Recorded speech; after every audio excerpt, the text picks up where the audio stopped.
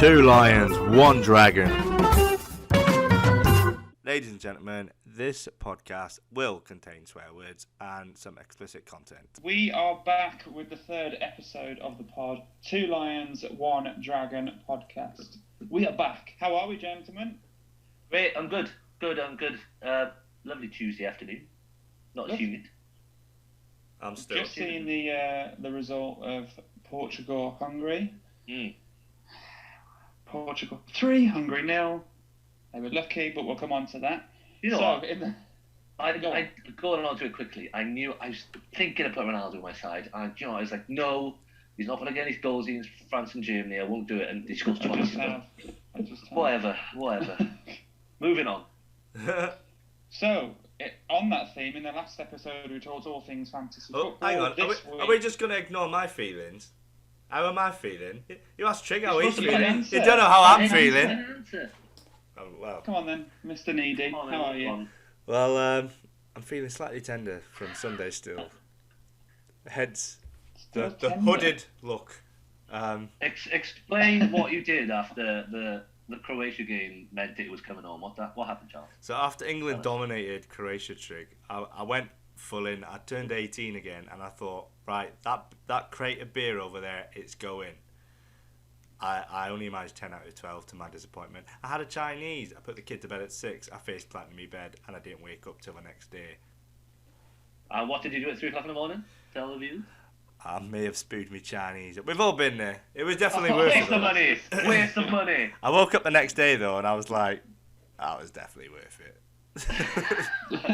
I looked at my phone. There's about 10 FaceTimes to Luke. No answers, by the way. I know. Luke told me that you faced him like 3 times.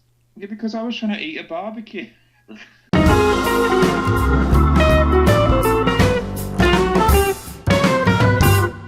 So in the last episode, we talked all things fantasy football as we eagerly awaited the Wales and England first matches. So this week, it's time to talk about how the tournament has been progressing, in particular for our teams, Wales and England. But first of all, I think it's a bit of a somber start because we can't really start this podcast without talking about the events in the Denmark-Finland game, and in particular, Christian Eriksen. I think we all had different experiences because I think you were watching the game live, Trig. Yeah. Charlie, you were listening to it on the radio, and I was out and about, so I was sort of watching it unfold on Twitter. So, horrible scenes. So you watching it live, Trig, just explain it as a viewer, really. It was weird. Obviously, the last experience that we've had was Muamba in the Bolton game, but it was just kind of. It didn't seem like it was actually happening. Because you're seeing it, and you'd seen him on the floor, and obviously the pictures weren't great, even though they kept filming. It was just surreal. It was horrifying at the same time, seeing someone have CPR, and then, you know, when he first hit the floor, and you can see there was kind of, to be a bit harsh, it was like nothing behind the eyes. You just vacant, and it was horrifying. I mean, it was pretty like concerning as well, because I watched the footage back, and you can like full on see the medics going for it, can't you? Yeah. Full on. Yeah, because you can't get any information as it's happening. Just watch the CPR. You can only you only thought the worst. Like CPR is obviously an extreme circumstance, and then you get the news after the game finished that he only came round after the defib was used. I've never experienced a defib used at a game before, so that was scary. And I think for me, one of the most harrowing images was when they cut to his wife. Yeah. She's obviously seeing it live, not allowed to get close to him. Mm-hmm. And even, I think I've heard interviews with Kasper Schmeichel or Peter Schmeichel where Kasper gone and said he was breathing, but she was that panicked because she couldn't see it. He then went back a second time to double check for her. That is not only for her, but for the players and his teammates, their friends, some of them. There's no doubt that's horrible. There's no doubting that the Denmark team responded in a way none of us would have expected to. But it was everything that they did was perfect. It was right. They protected their friend, because at that moment he wasn't a colleague, he was a friend. You know, he wasn't. Football goes out the window at that point. Wasn't a member of the team that he does. played with. He was a friend. They all cared about him, and that's, I think that's for me. Like when they started shooting his wife with a camera, not literally shooting her, but you know, the pictures of his wife like concerned. I said, why would they do that? Like someone, but she possibly just lost a partner, like, and they zoomed in on her the face. dad of her children, like it's not reality TV. Like his children could have been watching that game somewhere. Exactly. That's you know the point where they had to bring it down pitch side. You know then it's serious. That you know it is a moment, a matter of he will either come out or he won't. Yeah. So they need to know then and there. So I know that Gary Lineker got a bit of flack on Twitter because they didn't cut the feed, but I mean he hasn't got any control. I mean, it's the producer's fault from the BBC. They need to come out and say, "Oh, we apologise for." Well, I heard that they didn't control the pictures. I think they've said they were using the host's footage. So, but even so, you just go to black screen, go back to the studio. Talk over it, a black screen, we would have all accepted that. I mean, Simon Keir and Casper Schmeichel, and you know, a lot of people would have frozen that situation. And how quick was the ref to stop the game as well? By the way, I've got that. Anthony Taylor. Full credit to him and the rest of the team for performing that shield for his privacy and dignity. I think that was just top draw. Yeah, well, the medics as well, obviously getting it quick and kind of even the Finnish fans, the Finland fans threw their flag on, didn't they, just to help shield them? So do you think there's already does go out the window? Do you there may be something behind this? Like, obviously Anthony Taylor refs in the Premier League. I don't know if he was refing at the time. Fabrice Muamba was there, but they've obviously, from that scenario, they've made referees aware of, you know, if players go down like this, or you know how quickly to stop things. And well, I'm pretty sure Anthony Taylor, he knows Ericsson from watching him play, and as soon as he saw him hit the ground, he stops the game straight away. You know, it's almost instant. Yeah. Well, so, it was what happened just before he hit the floor. The picture was panned onto him, and he was running over to receive the ball from the throw-in. Yeah. And you see him stumble and hit the floor, and as soon as he hits the floor and remains motionless, I think obviously you bring on everyone. Didn't he look like he was fitting to begin with? Didn't he? I can't really remember. I'm not sure. I think with the ref there, though, they're not just there to referee the game for incorrect decisions. They're also there for the duty of care of the players, and I think he was admirable. Yeah. I'm all delighted that Christian Eriksen seems to be doing well and in good spirits now. So go on, Christian. And one final, completely agree. We were all egging him on. One final thing would just be how the Danish FA have dealt with it as well. I would say they've been top notch. The only criticism I would have is not of any of them, is of UEFA. So why couldn't the game go ahead after the Germany-France game, or can both teams agree to a draw? Because it was just... The Danish manager came out and said that if someone has COVID again, or a COVID outbreak, the game's delayed for 48 hours. But why? But obviously it's a more extreme circumstance. Why is there that rule enforced for that situation? It's just ridiculous. How they could expect a team to carry on playing when that's, you know, they were seconds away from losing their mate, you know. You saw the reaction of the players, and Thomas Delaney especially. They were warming up in tears. They just, you know, they were in no state of mind to play that game. And, you know, arguably, if they don't go through, it's cost them the Euros. They won't care. Yeah, but I know. No. But, you know... Completely agree. Yeah. Right. After that, we had to talk about that, gents, just because it was such a massive incident over the course of the weekend. Yes, but we're delighted he's doing well.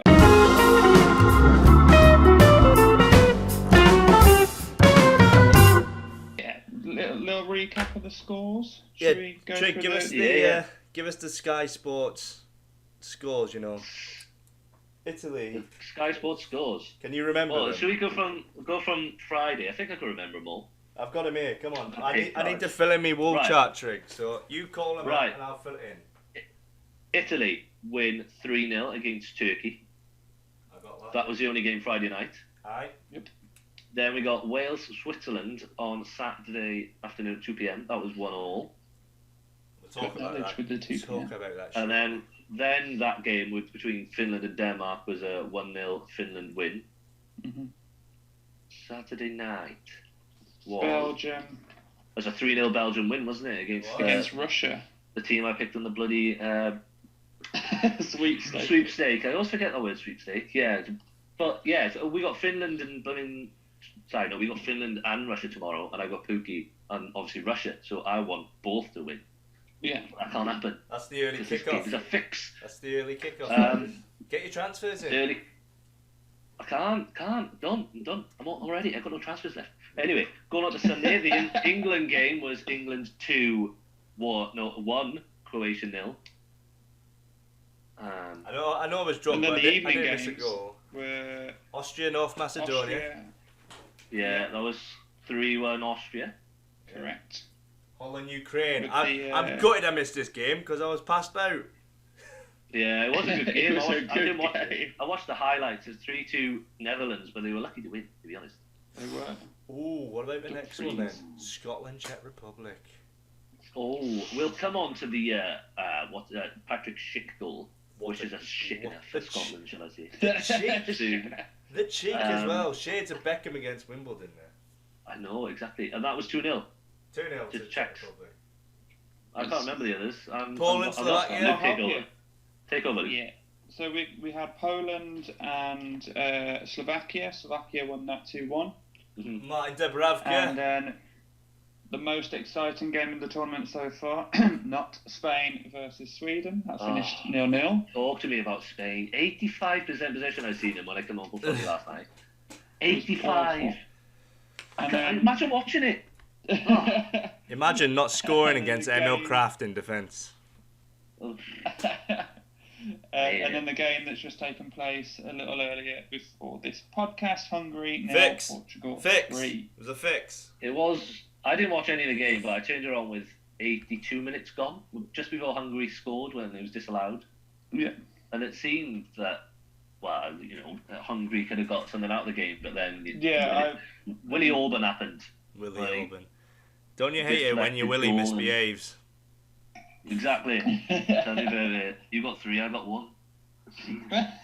What, 3 Willies? Yeah.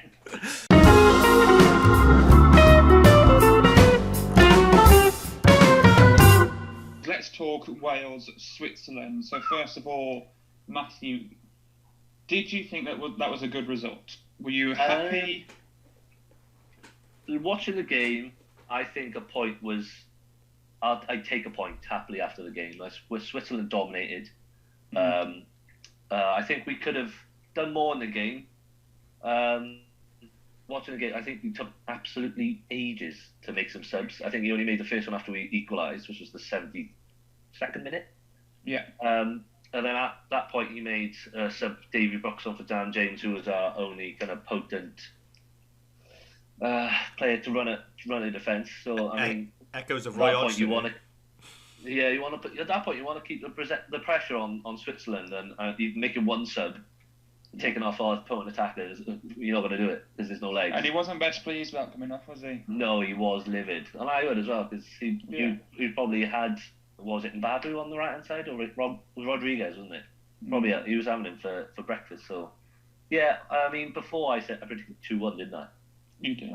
But we were all optimistic. I would have liked to win, but I mean a win against Switzerland was all right considering how badly Turkey played Italy. If Turkey got a point off Italy, I would have been a bit more annoyed. But I'll take the 1-0 win-all. I'm just here for the ride. I'm here for the ride. Obviously as well, just quickly. Who impressed for Wales? And you kind of touched on it a little bit anyway with Dan James, and who disappointed? I think we played a lot of long ball football, and watching Dan James do as well as he did play in that type of football, he was probably the one to impress. Probably the one least impressed is probably, I know he takes a lot of flack because he's the best player on the pitch whenever Wales play, is probably Gareth Bale. He didn't really do a lot. But you can't really do a lot with long ball football unless it lands and you get the luck of the greens. But I mean, yeah, it was just a bit meh. Yeah, and we all saw the Italy-Turkey game and how Turkey performed. So, Charlie, do you then see Wales as the favourite going into that game?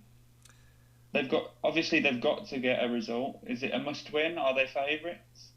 I would say they're slight favourites. I mean, I agree. You look at Turkey, Italy. Turkey were really, really poor. Yeah, Turkey were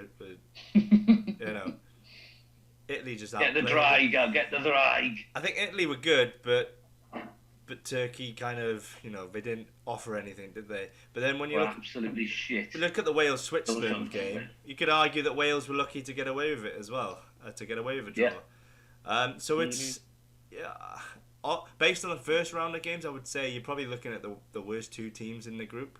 But I would say that Wales are better than Turkey going into it. Yeah, they've obviously had the You watch your mouth, Charles. You watch your mouth. They've had the more they've had the more positive result, haven't they? Strengths, yeah, sorry, I talked over there. I think if Wales played to their strengths as well, rather than going for long ball, I think they could have probably. It was almost like they were nervous not to lose because they had a few good crosses in the first half, didn't they? And they had a few good chances come from crosses. And I think that's obviously with Kiefer. Yeah, with Kiefer up front, I think that's going to be their game plan. And you look at Gareth Bale.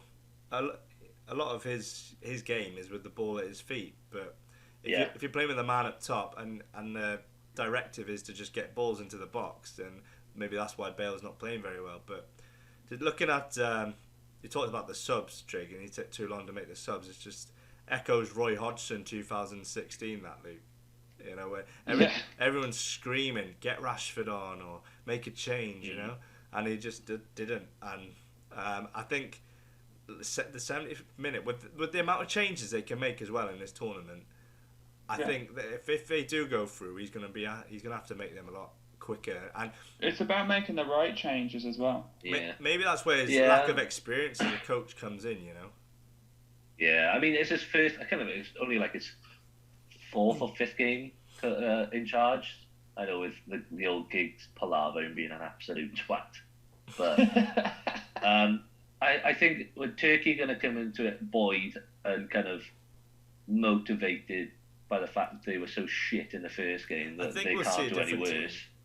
I think they'll change their starting 11 as well, Turkey. Yeah. It didn't really threaten Italy. I know Italy were good, but at the same time they never really offered any sort of energy or speed to want to get out of their half. And when the ball did go forward, it was almost like, okay, you go sort that out on your own. It was so isolated. We'll just sit here and wait for another Italy attack. It kind of looked like Italy looked so passionate and so energetic because Turkey was the absolute opposite. Yeah. They made them look good, didn't they? Turkey made Italy. I think they made them. Italy. We all tipped Italy to be ones to watch, but I completely agree with you there, Charlie. Turkey made them look better than they were, even though they were very good. They were, but it's because of how poor they were, a little bit lackluster. I think they were being tipped as one to watch, Turkey, by some pundits. But it says something, wouldn't it, when the left back is the man of the match, How's he getting that far forward, I put it in my fantasy team. If that were Calvin Phillips, he'd bash him off the field. We'll be buoyed coming into the next game, getting that equaliser, knowing we can get a goal against these sort of sides. So, I think it'll be a close game. The first kind of 15 minutes will dictate the game. Well, he didn't lose. I think your front three will hurt them because... although they're compact, none of them, even Soyuncu, do not like. No defender likes being turned to run back at his own goal. Yeah. But especially that Turkey back four, none of them looked particularly blessed with pace. Yeah, I was watching the game and I think it was their left back who went down injured, and they said they haven't got a designated left back because he plays in the second tier of the French league, and they haven't got another left back. So I mean, there's an area that you're going to go and attack, isn't it? Yeah, of course. Who needs a left back when you've got four right backs, isn't it, Luke? A a nice little introduction into that one, Charlie. Thank you very much. So now we're talking England-Croatia. Can't remember it, just know we won. Firstly, Sundays I are think blue. the first talking point for that one is the selection raised a lot of eyebrows, but he got it right at the end of the day, didn't he? Yeah, I didn't watch much of the game, but I was quite surprised that Grealish not starting. But Yeah. I think we all were. He set out because he obviously was coming in off the 2018 loss to Russia. He didn't want to lose the game, which is why he went with Phillips and Rice in midfield. You know, Phillips can do a job at the back and he can do a job getting forward as well to support, which is why he put them in there. I was surprised that I thought he would have slipped Grealish in there, considering the way he's played in the build-up games. But there's a lot of football to be played, and maybe he had in the back of his mind he's still coming back from an injury, and Jack Grealish. So maybe the Croatia game was probably too soon for him, and I still don't think that when we played the warm-up games that he was definitely resting players because it was so soon after the Premier League. Yeah. But the Trippier one, I'm a big fan of Trippier, as you know, and in a tight game. I know he didn't take many free kicks. I think he only took one and the other fell to Mount. But in a tight game, I think that's why he was there. It was like the experience, set pieces, and it's come out now as well. Like he was saying earlier, that he was coaching Mings basically. But no, I thought we played very well. That's what Mings has come out and said. Yeah. He got the selection spot on in the end. I was really happy with Raheem Sterling's running. He needs to improve his shooting a little bit, but the runs he was making. Do you think he would have started if Trent wasn't injured? Who? Trippier. I think he would have. So because I think it was he didn't. For example, in particular, the midfield. Its selection there was that he didn't want Croatia to control the game from the midfield, in particular Luka Modric, like we know they can do. It was a and brand I think new Trippier, midfield. he said for his one-on-one defensive ability. Yeah. Especially, and he referenced obviously his season at Atletico. So, he got the selection completely right. I think man of the match, deservedly so, was Calvin Phillips. He surprisingly was as well, wasn't it? No one expected him to be that good. A real nice energy, and when he speaks after, he comes across really well. Like, the thing I really enjoy seeing with this England team is that they are united and they're all happy for each other when they play, but they're all enjoying playing as well. And I think, as you touched on Grealish, I think he's got the best squad that he can use. So in the World Cup, we didn't really have anyone we could bring off the bench or feature in another game if someone had a poor game. Now, Grealish can come in against Scotland, for example. Bellingham just keeps everyone fresh. They've got a greater squad depth than just in recent memory. I know you had you've had Rooney and you've had John Terry in the past 10 years, but the depth is a lot better. Yeah, when they got injured, the next choice wasn't great. Yeah, so I completely agree with you there. The only position we don't have depth is centre backs. And I mean, if you control the game like we did on Sunday, who needs centre backs? Yeah, I was surprised that he was dictating the play, that he didn't bring on Ben White sooner, because he's obviously a ball playing centre back being a Brighton. I mean, if you're dictating the play, you kind of want the play to start from your centre backs and go through the midfield. And blah, blah, I don't know if it was the situation. It was at Wembley. Whether it was the heat.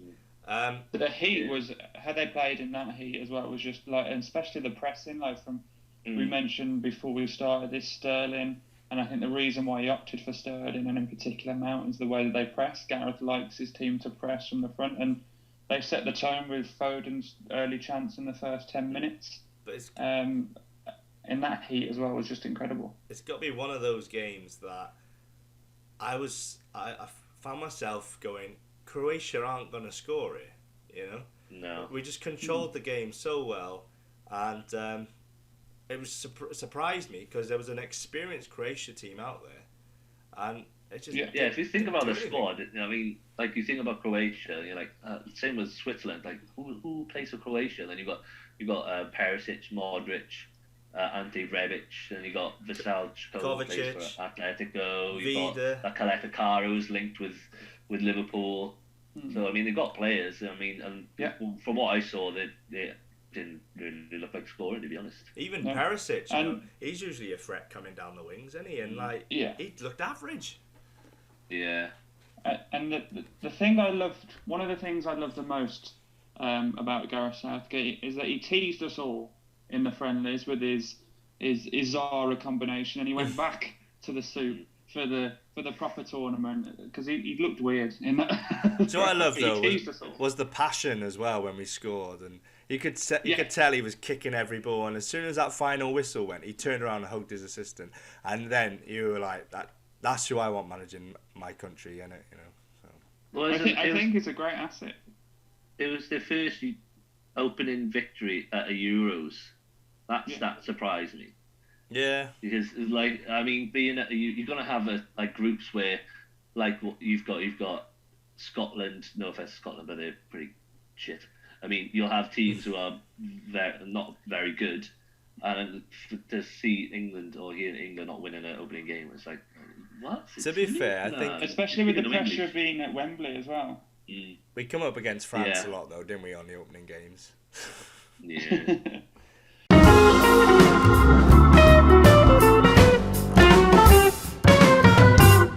Right, so we've talked about the games. Now let's preview the next fixture. We've sort of touched on it a little bit, but Wales versus Turkey. So that takes place. Come on, Wales. Tomorrow. Tomorrow at 5. Yeah. Come on, Wales. I'm gonna try and leave work at 4:30. I've had the go ahead from my manager and from work, the gaffer. Who's your manager? Oh, he's a good friend. Oh, give him a little round of applause. If not, don't tell Charles. But I will stay and work an extra 45 minutes to watch it, and then go home. We won't tell him. But, do it overtime. Looking forward to it. I always look forward to Wales playing in a tournament, even though we don't do much. That's probably why. Who are you going for scores-wise? Firstly, do you think you'll make any changes to the starting 11? I doubt it. Yeah, I don't think because there's not many options, is there? No, they say that they said, Kiefer Moore's on the yellow card if he gets another one, he misses a game. But I mean, you got to play your best. If he doesn't play and you have no threat, what's the point? In disregarding 2016, where everyone on the planet was shocked how far we got. So, and we're not really expecting to get very far. So I mean, we need to get points on the board early. So if that means we play Kiefer Moore, he gets the yellow card, but we win, kind of take it. Yeah, because we're going to expect to lose against Italy anyway. So, I mean, the weaker teams, we're going to have to play our stronger side. So, I mean, talking Kiefer Moore. Would you say the next game triggers a must-win if they want to go? Oh yeah, absolutely. I mean, we'll be massive underdogs going against Italy. I mean, and then Turkey and Switzerland will be a bit of a hard on the core. So, I mean, we got to go in wanting and. To take all 3 you play in points, Baku again, don't you? You play in Baku we're back in Baku, so and then we got Italy and Rome. You've kind of got that. Nice. You've had a week to adapt now. You've played a game in the heat. You know what to expect. You know? Yeah, and I think we had just before we left for Baku, it was very hot here in South Wales anyway. So they had that couple of days before they went over to the heat and humidity to kind of get used to it. So what's your score, Trick? What are you saying? I mean, although Switzerland had a lot of chances, I feel like they had better players to be able to make and score those chances. I know I slated Severis, even though he is garbage. He did cause a lot of problems. And I know they got Yilmaz, but who's going to be supplying Yilmaz? You'll have Çalhanoğlu and nobody else really. I thought he was poor against Italy. Yeah, he looked visibly poor as well. I think he was quite annoyed with a couple of his teammates. But off the back of that, I'll probably go a low-scoring game. If it's not 1-1, it's probably going to be 1-0 either side, I'd say. So I'm going to go with I'll go 1-1. I'll go with my original prediction for the last game. Take it, put a bit of Turkish spice on it, burn it. But Turkish delight. You've got to beat Italy then. Turkish. Well, you might get through with a draw against Italy then, I guess. Well, Portugal got through, didn't they, in the last one after 3 draws, and then went on to win the tournament. Yeah.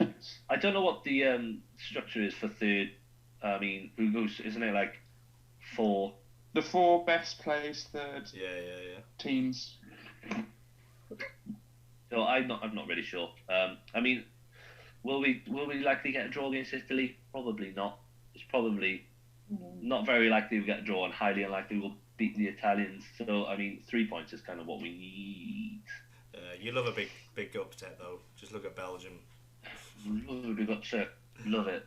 Croatia.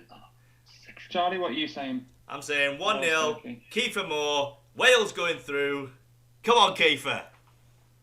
Come on, Kiefer. Cymru and Biff, boys. See, I'm going to be a little bit bold, and I'm going to go Wales 2, Turkey 0. I just think the pace. I think he might go to attack them early. That's what I want to see, and I hope to see that as well. So 2-0. Again, I love the optimism. These second round of games as well. They can be life or death, can't they? You know, if you go one goal down, you're chasing the game to stay in the tournament. Some of these. If you win your first game and you drop points on the second, the third game is nervy.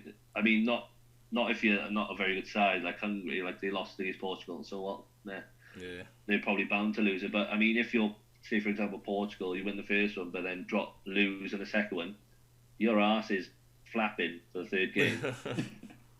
I think the ideal situation would be Wales get an early goal, so Turkey have to push and chase the game, and then the speed that you've got in a counter-attack, you're just going to hurt them. So ideal situation, early goal, let Turkey press, and then you just attack on the counter. Yeah, well, we've done that against Belgium. We kind of got just before in the friendlies earlier this year. We got, was it the World Cups last year? I can't remember. We played Belgium anyway. You always play it. And we scored early with, I think it was Wilson who got the goal, but then obviously the quality of Belgium shone through and beat us 3-1. But I can't imagine that if we get the early goal against Turkey, that they're going to have the quality to slide some Turkish delights into our net.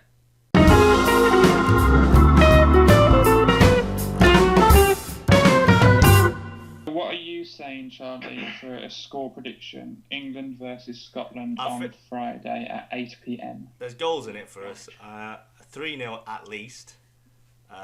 Really? Yeah, I think 3 or 4-0 to be honest. Scotland, you bigged them up a bit there.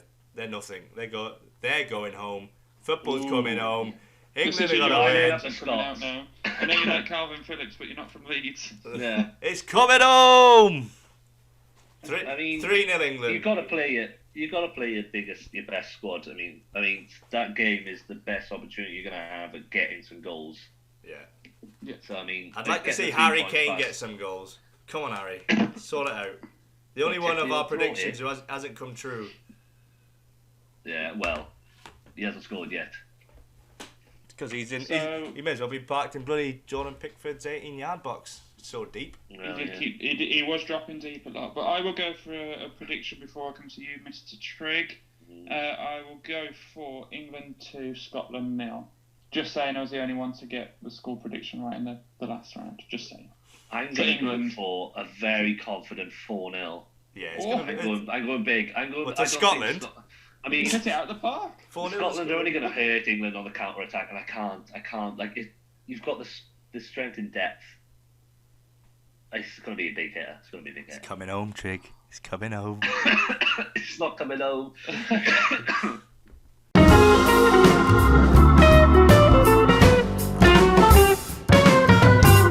It's the third episode done and dusted. I will leave us all to go and watch, because we're 17 minutes into France-Germany. It's currently 0-0, but we're all excited for this game, so I'll leave you all to go, and we'll be back very soon with the Two Lions, One Dragon podcast. But before we do that, Charlie, tell everyone how they can listen. Make sure to follow us on Instagram and Facebook, Two Lions, One Dragon podcast, on Twitter as well, Two Lions, One Dragon podcast, numerical, not alphabetical. We'll let you know when the podcast's out. You can listen on Spotify, so make sure you follow on there.